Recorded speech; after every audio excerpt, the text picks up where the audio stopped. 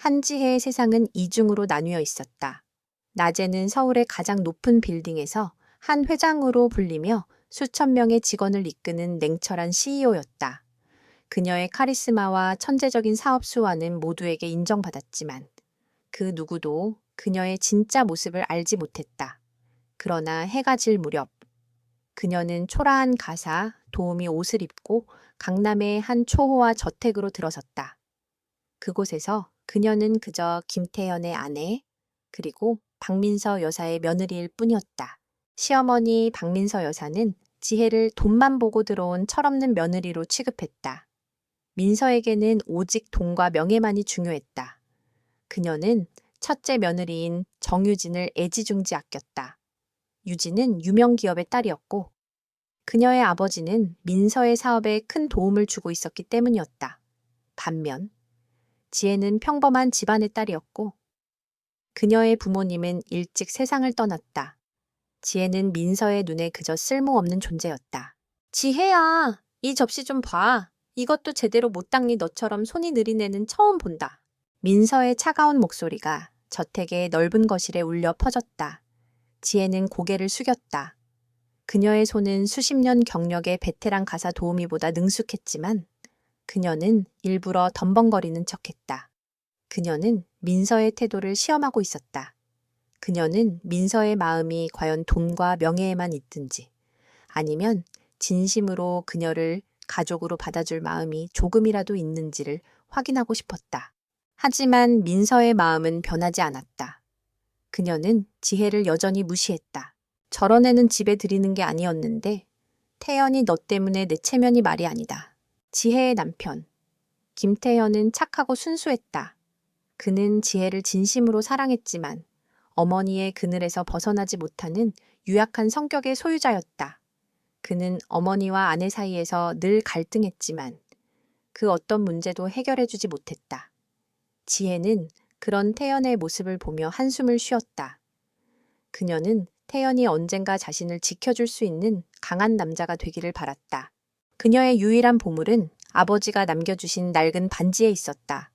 반지의 안쪽에는 그녀의 회사 로고가 새겨져 있었고 그녀는 그 반지를 항상 소중하게 간직했다. 그녀의 진짜 정체를 증명하는 유일한 증거였다. 그녀는 그 반지를 보며 잃어버린 자신의 정체성을 다시 되찾을 수 있을 것이라 믿었다. 어느 날 오후 지혜는 집안일을 하고 있었다. 그때 저택에 새로운 젊은 가사 도우미가 무거운 짐을 들고 가다 그만 넘어지고 말았다. 가사 도우미의 발목은 심하게 삐었고 그녀는 통증에 눈물을 흘렸다. 지혜는 민서의 눈치를 보지 않고 그녀에게 달려갔다. 괜찮아요. 제가 병원에 데려다 드릴게요. 지혜는 가사 도우미의 짐을 대신 들어주고 그녀를 병원으로 데려갔다. 민서는 그 모습을 보고 혀를 찼다. 지혜야, 너 지금 뭐 하는 거야? 당장 그만두고 돌아와. 쓸데없는 짓 하지 말고. 하지만 지혜는 민서의 말을 무시했다. 그녀는 가사 도우미의 치료를 돕고 그녀를 병원에 데려다 준 후에야 집으로 돌아왔다. 그녀의 행동은 가식이나 위선이 아니었다. 그녀는 진심으로 사람들을 도왔다. 그녀의 마음속에는 여전히 따뜻함과 인간적인 정이 남아 있었다. 그날 밤, 지혜는 자신의 방에서 혼자 곰곰이 생각했다. 그녀는 민서의 차가운 태도에 더 이상 상처받지 않았다. 그녀는 이 모든 것이 자신의 계획의 일부라고 생각했다. 그녀는 민서의 탐욕과 유진의 가식을 모두 확인했고, 이제는 자신의 진짜 모습을 드러내야 할 때라고 생각했다. 그녀의 마음속에는 이제 더 이상 망설임이 없었다. 그녀는 차가운 가면을 벗고 자신의 진짜 모습을 세상에 드러낼 준비를 하고 있었다. 한지혜는 시어머니 박민서의 차가운 눈빛과 형님 내외의 가식적인 웃음 속에서 조용히 자신의 가면을 쓰고 있었다. 그녀는 태연이 퇴근하기 전 저녁 식사를 준비하기 위해 주방으로 향했다. 그때 첫째 며느리 정유진이 요란한 소리를 내며 주방으로 들어왔다. 어머, 지혜씨, 아직도 이러고 있어요. 오늘 어머님 친구분들이 오시는 날인데 당신이 이렇게 냄새 풍기면 어떡해? 유진은 지혜를 무시하며 자신에게는 없는 가사 도우미를 부르라는 듯한 비아냥거림으로 그녀를 조롱했다. 지혜는 유진의 말에 아무렇지 않은 척했지만 그녀의 눈빛은 차갑게 빛나고 있었다. 그녀는 유진의 가식이 이제는 한계에 달했음을 직감했다. 그날 저녁, 박민서는 자신의 체면을 세우기 위해 성대한 파티를 열었다. 그녀는 지혜에게 일부러 낡고 촌스러운 옷을 입으라고 지시했고, 그녀를 손님들에게 철없는 막내 며느리라고 소개하며 깎아내렸다. 파티에 참석한 모든 사람들은 지혜를 가사 도우미처럼 대했고, 지혜는 그런 그들의 시선을 묵묵히 받아들였다. 지희애야, 거기 서 있지 말고 저기 가서 손님들 커피라도 좀 타와. 민서의 명령에 지혜는 커피를 타기 위해 주방으로 향했다. 그때 유진이 일부러 지혜의 앞을 가로막았다. 유진의 손에는 값비싼 와인잔이 들려 있었고 그녀는 지혜가 지나가려 하자 갑자기 발을 헛디뎠다. 쨍그랑칫 하는 소리와 함께 와인잔은 바닥에 떨어졌고 붉은 와인은 민서가 아끼는 명품 드레스에 쏟아졌다. 어머, 지혜씨, 일부러 그런 거예요. 당신 때문에 어머님 드레스가 망가졌잖아. 유진은 뻔뻔하게 거짓말을 냈다. 민서는 유진의 말만 믿고 지혜에게 다가와 그녀의 뺨을 세게 때렸다. 지혜의 뺨에는 붉은 손자국이 선명하게 남았고 그녀는 충격에 휩싸였다. 이런 무례한 년 감히 내 드레스에 와인을 쏟아. 너 같은 애는 당장 내 눈앞에서 사라져. 민서는 지혜를 향해 고함을 질렀고 손님들은 경멸의 눈빛으로 그녀를 바라보았다. 지혜는 그 순간 더 이상 이 가면을 쓰고 있을 이유가 없다고 생각했다. 그녀는 그동안 억눌러왔던 모든 분노를 폭발시키기로 결심했다. 그녀는 민서를 똑바로 쳐다보며 말했다. 어머님, 제가 드레스에 와인을 쏟은 게 아니라 당신의 며느리가 일부러 쏟은 겁니다. 당신은 당신의 눈에 보이는 것만 믿고 진실을 외면하고 계십니다. 지혜의 단호한 목소리에 민서는 당황했다. 유진은 얼굴이 하얗게 질렸고 손님들은 술렁거렸다. 지혜는 그들의 반응에 아랑곳하지 않고 태연하게 주방으로 들어가 가방을 들고 나왔다. 그리고 가방에서 자신의 정체를 증명하는 명함과 서류들을 꺼냈다. 어머님, 저는 더 이상 당신의 며느리가 아닙니다. 저는 제가 운영하는 회사의 CEO이자 당신이 그토록 원했던 사업 파트너입니다. 당신은 이제 당신이 그토록 사랑했던 돈과 명예를 모두 잃게 될 겁니다. 지혜는 민서의 눈을 똑바로 쳐다보며 말했다. 그녀의 눈빛은 더 이상 순종적이지 않았다. 그녀는 이제 더 이상 약하고 나약한 존재가 아니었다. 그녀는 자신의 정체를 드러내고 자신의 삶을 되찾을 준비가 되어 있었다. 그녀의 행동은 민서와 유진의 탐욕과 가식에 대한 강력한 경고이자 그녀의 진정한 힘을 보여주는 서막이었다. 그녀는 자신의 인생을 스스로 개척하기 위해 차가운 가면을 벗어던지고 세상 밖으로 나섰다. 한지혜의 폭탄 선언에 박민서와 정유진은 말문이 막혔다. 민서는 지혜의 말이 그저 분노에 찬 거짓말이라고 생각했지만 유진은 지혜의 눈빛에서 섬뜩한 진실을 읽어냈다. 그들은 지혜가 던진 명함을 힐끔 보았지만 지혜가 떠나자마자 명함을 바닥에 내던졌다. 어머니, 저런 애가 뭐라고 짓거리는지 모르겠어요. 그냥 한바탕 소동 일으키고 싶어서 그러는 거겠죠. 유진은 애써 태연한 척했지만 그녀의 목소리는 불안하게 떨리고 있었다. 민서는 고개를 끄덕였지만 마음 한편으로는 찜찜함을 지울 수 없었다. 지혜의 말은 그녀의 자존심을 긁었고 그녀는 지혜에게 복수할 방법을 찾기 시작했다. 다음 날, 민서는 유진과 함께 중요한 사업 미팅에 참석했다. 그들은 자신들의 회사를 살리기 위해 반드시 성공시켜야 하는 계약이었다. 그들의 상대는 바로 그들이 만난 적 없는 신비의 한 회장이었다. 미팅 장소로 들어선 민서와 유진은 그곳에서 자신들을 기다리고 있는 사람을 보고 충격에 휩싸였다. 테이블에 앉아 미소를 짓고 있는 사람은 다름 아닌 한지혜였다. 그녀는 고급스러운 정장 차림에 어제의 파티장과는 전혀 다른 위풍당당한 모습으로 그들을 맞이했다. 그녀의 옆에는 자신의 정체를 숨기기 위해 고용했던 비서가 서 있었고 그녀의 손목에는 낡은 반지가 빛나고 있었다. 어머님, 형님, 오랜만이에요. 여기서는 한지의 CEO라고 불러주셔야 해요. 지혜의 말에 민서와 유진은 말문이 막혔다. 그들은 지혜의 말이 거짓말이 아니었음을 깨달았다. 그녀는 정말로 자신들이 그토록 만나고 싶어 했던 신비의 한 회장이었다. 민서는 얼굴이 하얗게 질렸고 유진은 입을 다물지 못했다. 그들의 눈에는 경악과 함께 알 수 없는 두려움이 가득했다. 한 회장님, 이게 어떻게 된 일입니까? 민서는 겨우 정신을 차리고 말했다. 그녀의 목소리는 더 이상 거만하지 않았다. 어머니, 저는 당신이 저를 어떻게 대하는지 보고 싶었습니다. 당신이 저의 재력과 능력을 보고 저를 받아들일지 아니면 진심으로 저를 가족으로 생각할지를요. 하지만 당신은 오직 돈과 명예만을 쫓았어요. 지혜의 단호한 말에 민서는 아무 대답도 할 수 없었다. 그녀는 지혜에게 무릎이라도 꿇고 싶었지만 그녀의 자존심이 허락하지 않았다. 그때 지혜는 비서에게 계약서를 건넸다. 죄송합니다. 어머니, 당신의 회사와 저희 회사는 더 이상 협력할 수 없습니다.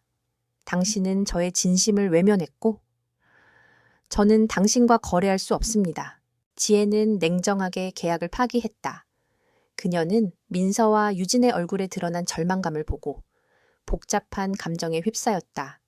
그녀는 그들에게 복수하고 싶었지만 동시에 그들의 탐욕이 불쌍하게 느껴지기도 했다. 그녀는 그들에게 마지막 경고를 남기고 자리에서 일어섰다. 어머니, 제가 당신에게 한 가지 제안을 하죠. 당신의 회사를 살리고 싶다면 당신의 가식과 욕심을 버리십시오. 그리고 당신의 아들, 김태연에게 모든 것을 맡기세요. 그가 당신의 회사를 살릴 수 있는 유일한 희망입니다. 지혜는 민서와 유진에게 마지막 조언을 남기고 미팅 장소를 떠났다. 그녀의 뒷모습은 이제 더 이상 나약하고 순종적인 며느리의 뒷모습이 아니었다. 그녀는 자신의 삶을 되찾았고 그녀의 힘은 이제 그 누구도 막을 수 없었다. 그녀는 자신의 가면을 벗어던지고 자신의 진짜 모습을 세상에 드러냈다. 그들의 관계는 이제 끝났다. 한지혜와의 미팅 이후 박민서와 정유진의 삶은 지옥으로 변했다. 지혜가 계약을 파기하면서 그들의 회사는 부도 위기에 처했고 그들의 명예는 땅에 떨어졌다. 민서는 지혜의 조언대로 아들 김태연에게 모든 것을 맡겼지만 유약한 태연은 회사를 살릴 능력이 없었다. 그는 어머니의 기대와 아내의 실망 사이에서 괴로워할 뿐이었다. 어머니, 저는 도저히 모르겠어요. 지혜는 왜 저에게는 아무것도 말하지 않은 거죠? 태연의 절망적인 목소리에 민서는 화를 냈다. 네가 한지혜 같은 애한테 놀아난 거야. 네가 쓸모없어서 네 아내가 널 무시한 거라고. 민서의 말에 태연은 더욱 절망했다. 그는 지혜가 자신에게 진실을 숨겼다는 사실에 배신감을 느꼈고 동시에 그녀를 이해하지 못한 스스로에게 분노했다. 한편 지혜는 자신의 진짜 삶으로 돌아와 바쁘게 지냈다. 그녀는 며느리의 가면을 벗고 한 회장으로서의 삶을 살았다. 하지만 그녀의 마음 한구석에는 태연에 대한 미련과 함께 민서와 유진에 대한 연민이 남아 있었다. 그녀는 그들이 스스로의 잘못을 깨닫고 새로운 삶을 살 수 있기를 바랐다. 그러나 민서와 유진은 지혜의 기대와는 달랐다. 그들은 지혜에게 복수하기 위해 마지막 계획을 세웠다.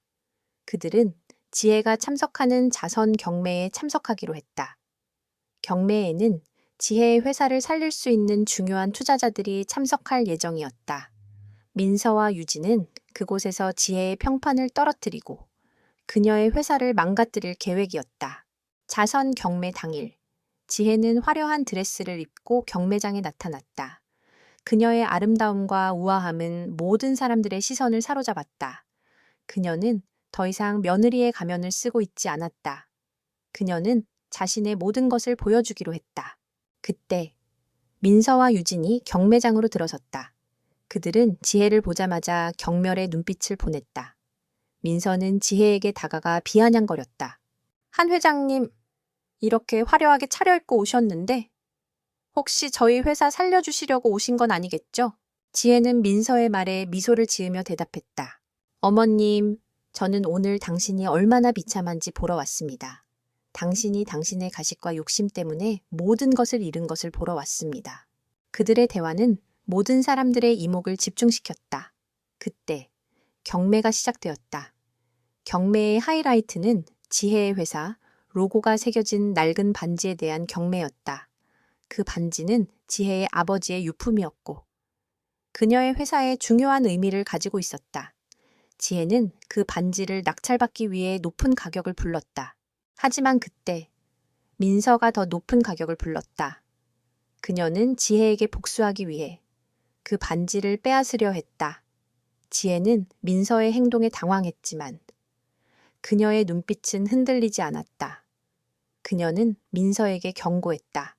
어머님, 그 반지는 당신이 가질 수 있는 물건이 아닙니다.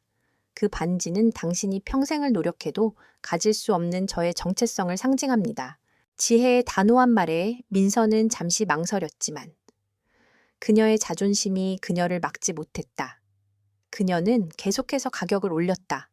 그때 태연이 경매장으로 들어섰다. 그는 민서의 행동을 보고 충격에 휩싸였다. 그는 어머니의 손을 잡고 말했다. 어머니, 제발 그만하세요. 당신 때문에 지혜가 얼마나 힘들어했는지 모르세요, 당신은. 당신의 욕심 때문에 모든 것을 잃었습니다. 태연의 절규에 민서는 눈물을 흘렸다. 그녀는 그제야 자신의 잘못을 깨달았다.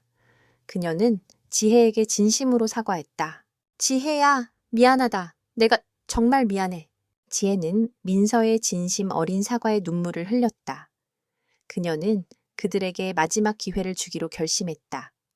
그녀는 경매에서 낙찰받은 반지를 민서에게 건네며 말했다.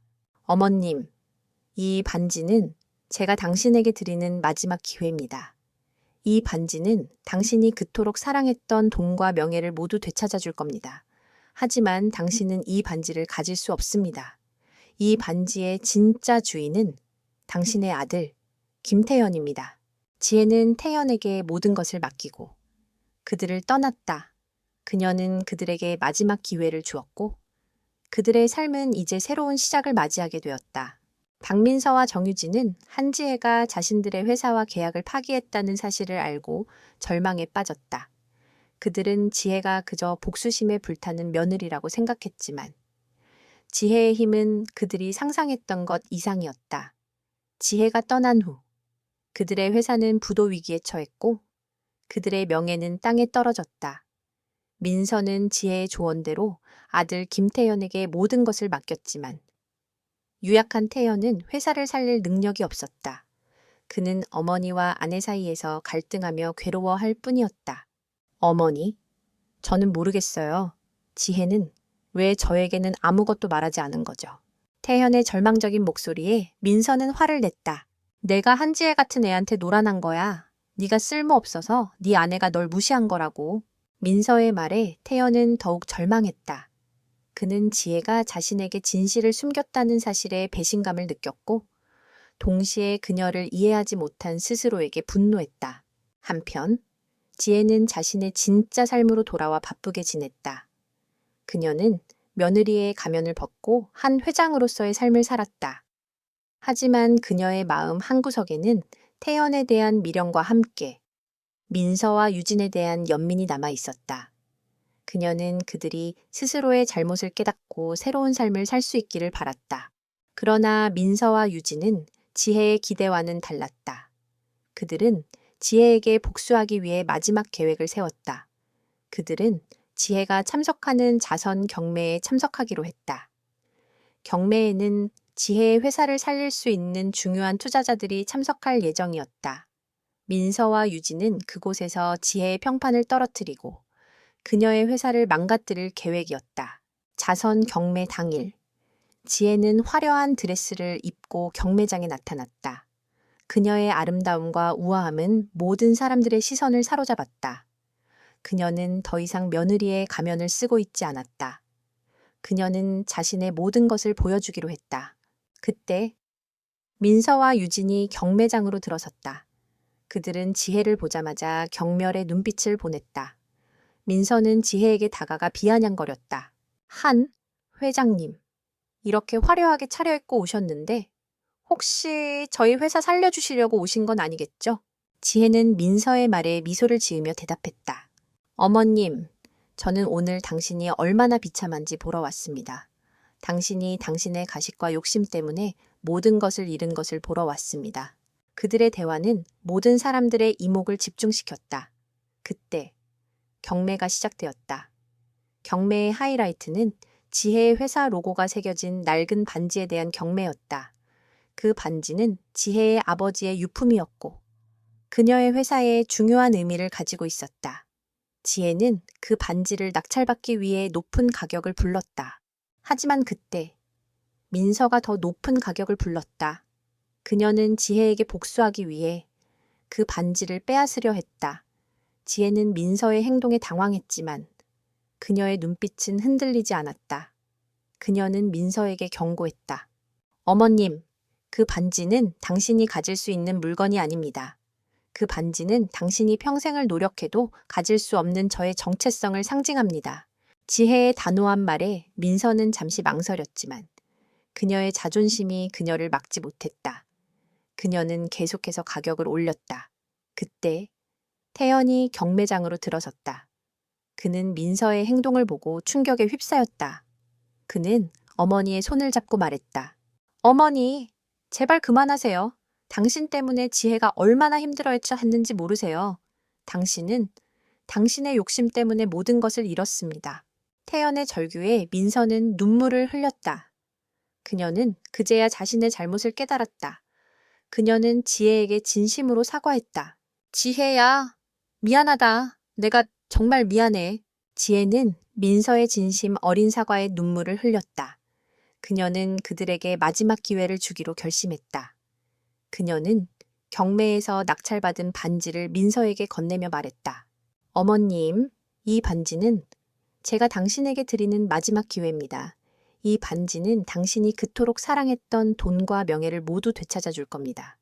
하지만 당신은 이 반지를 가질 수 없습니다. 이 반지의 진짜 주인은 당신의 아들, 김태연입니다. 지혜는 태연에게 모든 것을 맡기고 그들을 떠났다. 그녀는 그들에게 마지막 기회를 주었고 그들의 삶은 이제 새로운 시작을 맞이하게 되었다. 한지혜의 폭로와 태연의 진심 어린 외침은 박민서와 정유진에게 치명타를 입혔다. 경매장에서의 추악한 모습은 모든 언론에 보도되었고 그들의 명성은 땅에 떨어졌다. 그들은 지혜가 그토록 소중하게 여겼던 반지를 갖게 되었지만 그 반지는 그들에게 아무런 힘도 되지 못했다. 반지는 태연의 손에 들어갔고 그는 그 반지의 의미를 깨닫기 시작했다. 민서의 회사는 부도 위기에 처했고 모든 투자자들이 등을 돌렸다. 그녀는 지혜가 떠난 후에야 그녀의 진짜 가치를 깨달았다.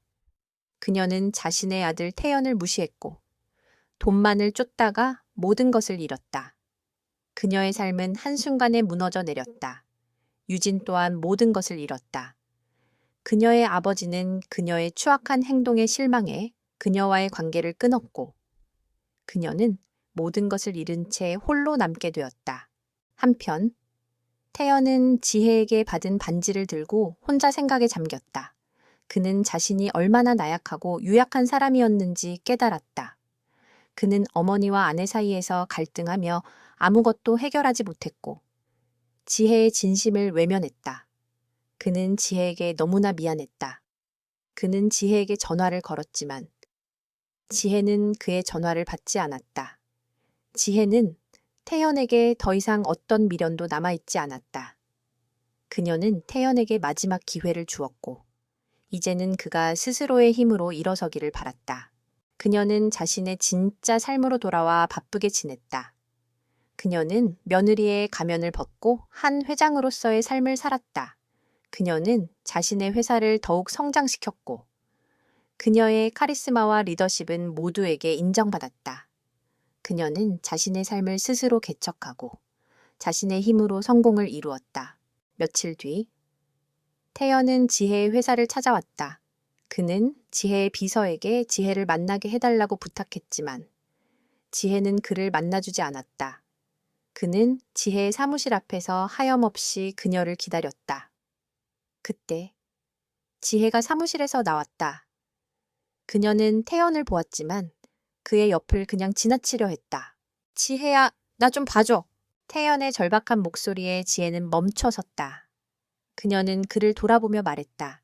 태연 씨, 제가 당신에게 마지막으로 한 가지 부탁할게요. 당신의 회사를 살리고 싶다면 당신의 힘으로 회사를 살리세요. 당신의 능력을 보여주세요. 당신이 나에게 진심으로 사과하고 싶다면 당신의 행동으로 보여주세요. 지혜의 말에 태연은 고개를 끄덕였다. 그는 지혜에게 진심으로 사과하고 싶었지만 그의 입에서는 아무 말도 나오지 않았다. 그는 지혜의 조언대로 자신의 힘으로 회사를 살리기로 결심했다. 그는 지혜에게 받은 반지를 보며 말했다. 지혜야, 이 반지는 내가 너에게 받은 마지막 선물이야. 이 반지는 내가 널 얼마나 사랑하는지 보여주는 증거야. 언젠가 내가 다시 이 반지를 너에게 줄 수 있는 날이 오면 그때는 꼭 받아줘. 태연은 지혜에게 마지막 말을 남기고 떠났다. 그의 삶은 이제 새로운 시작을 맞이하게 되었다. 그는 더 이상 유약한 남자가 아니었다. 그는 자신의 힘으로 회사를 살리고 지혜에게 진심으로 사과할 수 있는 강한 남자가 되기로 결심했다. 그들의 관계는 끝났지만 그들의 사랑은 서로를 더 나은 사람으로 만들어주는 원동력이 되었다. 몇 년의 시간이 더 흘렀다. 한지혜의 삶은 한 폭의 그림처럼 완벽하게 완성되어 있었다. 그녀는 한 회장으로서 자신의 회사를 세계적인 기업으로 성장시켰다. 그녀의 카리스마와 리더십은 모두에게 인정받았고 그녀의 이름은 성공적인 여성 사업가의 대명사가 되었다. 그녀는 더 이상 누군가의 며느리도 아내도 아니었다. 그녀는 그저 한지의 그 자체였다. 그녀는 결혼하지 않고 홀로 살았지만 그녀의 삶은 외롭지 않았다. 그녀는 자신의 힘으로 모든 것을 이루었고 그녀의 삶은 사랑과 행복으로 가득 차 있었다. 그녀는 자신이 며느리로 살았던 경험을 통해 세상에 소외된 여성들을 위한 자선재단을 설립했다. 재단은 여성의 꿈이라는 이름으로 어려운 환경에 놓인 여성들에게 교육과 취업의 기회를 제공했다. 그녀는 직접 재단의 운영에 참여하며 그들에게 물질적인 도움뿐만 아니라 꿈을 꿀 수 있는 용기와 희망을 전해주었다. 그녀의 도움 덕분에 수많은 여성들이 자신의 삶을 되찾고 새로운 꿈을 향해 나아갈 수 있었다. 한편 김태연은 지혜의 조언대로 자신의 힘으로 회사를 살리기 위해 고군분투했다. 그는 더 이상 유약한 남자가 아니었다. 그는 지혜에게 받은 반지를 보며 그녀에게 진심으로 사과할 수 있는 강한 남자가 되기로 결심했다. 그는 수많은 어려움을 겪었지만 포기하지 않았다. 결국 그는 자신의 힘으로 회사를 다시 일으켜 세웠고 그의 어머니 박민서와 아내 정유진은 그의 성공을 보며 자신들의 잘못을 깊이 반성했다. 그들은 지혜에게 진심으로 사과했고 지혜는 그들의 사과를 받아들였다. 이야기의 마지막 장면은 한지혜가 자신이 지은 건물 가장 높은 곳에 있는 사무실에서 펼쳐졌다. 그녀는 낡은 반지를 손에 든 채 창밖을 바라보았다. 창밖에는 그녀가 지은 여성의 꿈, 재단의 건물이 빛나고 있었다. 그때 비서가 조심스럽게 문을 열고 들어와 그녀에게 서류를 건넸다.